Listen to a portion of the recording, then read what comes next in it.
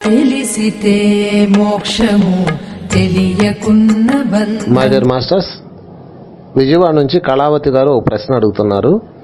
హృదయానికి మనసుకి తేడా ఏంటి? ఇది వారి ప్రశ్న. మనసు కోరికలకు ప్రతీక, మానవ జీవితానికి ప్రతీక. హృదయము దైవానికి ప్రతీక, దివ్యత్వానికి ప్రతీక. ఈ రెండు ఉండాలి మనకి. అయితే ఏది ఎంత ఉండాలో అంత ఉండాలి.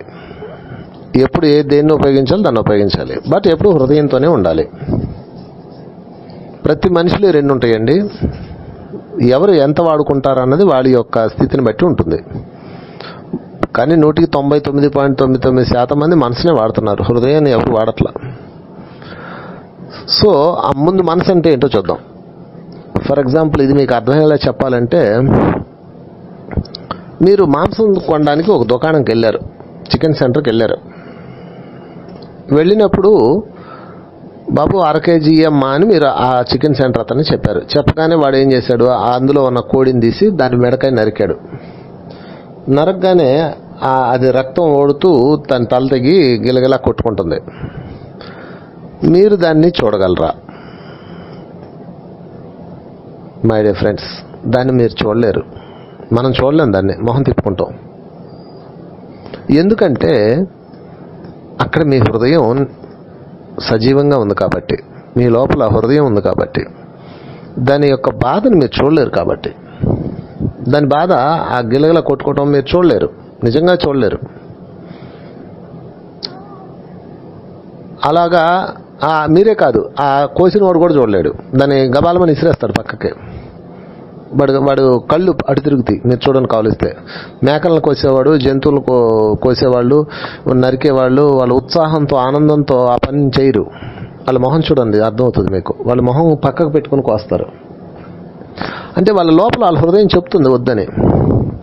మరి ఎందుకు చేస్తున్నారు, ఎందుకు దాన్ని అలా కోసారు, ఎందుకు మీరు తింటున్నారు అంటే అది మనసు ప్రేరేపిస్తుంది మిమ్మల్ని. ఫర్ ఎగ్జాంపుల్, మీరు ఇందాక చెప్పుకున్నాం, మీరు దాన్ని కోసినప్పుడు మీరు చూడలేకపోయారు, మొహం తిప్పుకున్నారు పక్కకి. కాసేపటి తర్వాత దానిలో కదలికలు ఆగిపోయాక, చచ్చిపోయాక మీరు ఆ మాంసాన్ని జాగ్రత్తగా ప్యాక్ చేసి తెచ్చుకుంటారు. అప్పుడు కానీ మీ లోపల ప్రశ్న వస్తుంది, అయ్యో పాపం అని. వెంటనే మీ మనసు మీకు ఆన్సర్ రెడీ చేస్తుంది. మనం తినకపోతే అలాగా, ఇవన్నీ భగవంతుడు ఇచ్చినవే, మానవుల కోసం పుట్టినవి, ఏదో లాజిక్స్, బోల్డ్ లాజిక్స్ మనం ఎతకాలే. కానీ లాజిక్లు కరువే ఉంది. ఒకవేళ మీ దగ్గర లేకపోయినా మీ పక్కోడు రెడీగా పెట్టుకొని కూర్చుంటాడు. సో మై డియర్ ఫ్రెండ్స్, ఎప్పుడు కూడా మీ మనసును ఫాలో అవ్వకండి, మీ హృదయాన్ని ఫాలో అవ్వండి. ఎందుకంటే అది దైవం, అది శుద్ధ చైతన్యం. మనసు మానవ దేహం, కోరికల నుంచి, ఇంద్రియాల నుంచి, విపత్కరాల నుంచి, అనుభవాల నుంచి వచ్చిందనమాట. అది మనసేమో రాక్షసుడికి ప్రతీక, హృదయమేమో దైవానికి ప్రతీక. మీరు రెండింటి మధ్యలో ఉంటారు. భగవంతుడు ఒక రాక్షసత్వాన్ని ప్రేరేపించే మనసుని, దైవత్వాన్ని ప్రేరేపించే హృదయాన్ని రెండింటి నుంచి పంపిస్తాడు. మీరు దేని పెట్టుకొని డెవలప్ అవుతారా అన్నది మీ చాయిస్. సో మీరు కాళీమాత కదండి, దుర్గామాత సింబల్ చూడండి. దుర్గామాత ఎలా ఉంటుందంటే, ఆమె నుంచొని ఉంటుంది. ఒక ఒక సింహం ఉంటుంది ఆమె వెనుక. ఆమె పాదాల కింద ఒక రాక్షసు ఉంటారు, మహిషాసుర మర్దిని అంటారు ఆ రూపాన్ని. మహిషాసుర మర్దిని. అక్కడ మహిషాసురుడు అంటే రాక్షసుడు. ఆమె రాక్షసుని మర్దిస్తుంది,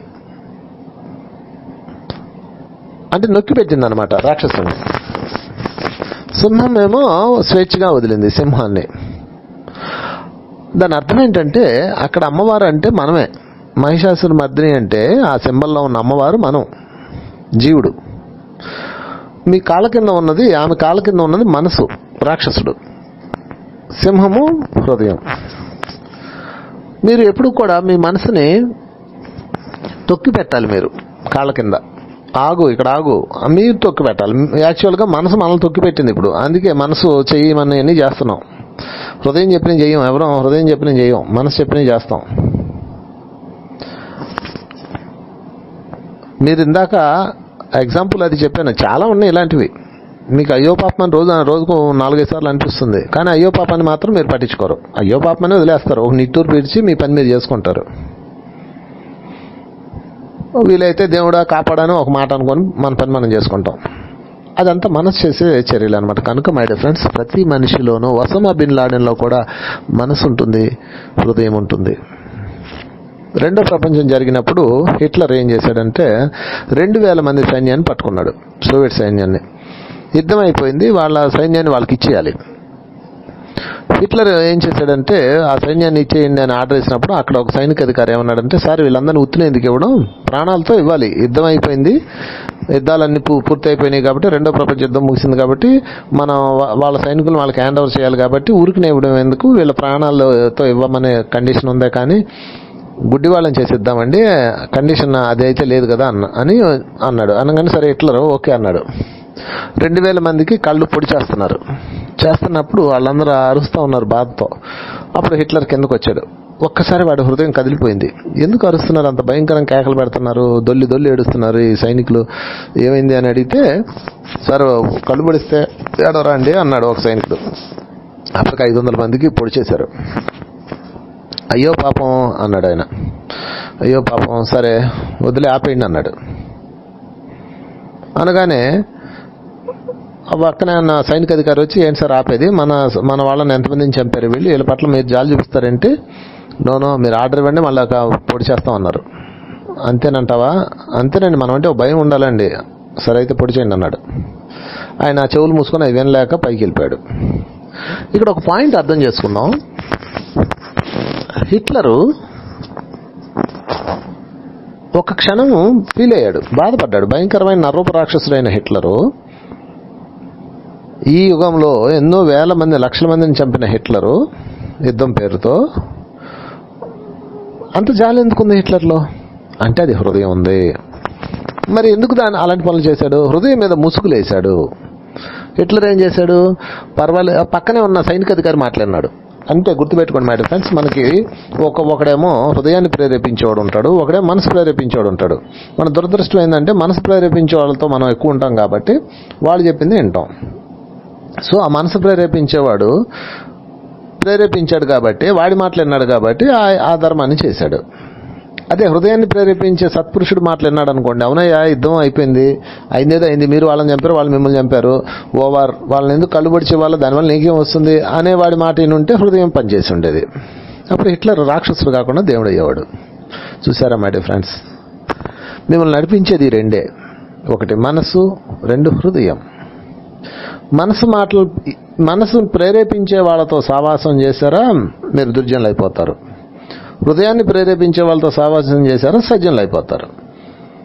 కర్ణుడు అర్జునుడు యుద్ధం తీసుకుందాం. కర్ణుడు బలవంతుడా అర్జునుడు బలవంతుడా అంటే కర్ణుడే బలవంతుడు. మరి యుద్ధంలో ఎందుకు కర్ణుడు ఓడిపోయాడంటే కర్ణుడు మనసు ప్రేరేపించే దుర్యోధనతో శకునులతో సావాసం చేశాడు. అర్జునుడు హృదయాన్ని ప్రేరేపించే కృష్ణుడితో సావాసం చేశాడు. ఇది తేడా. ఎప్పటికైనా సరే దైవందే గెలుపు, ధర్మందే గెలుపు, హృదయందే గెలుపు.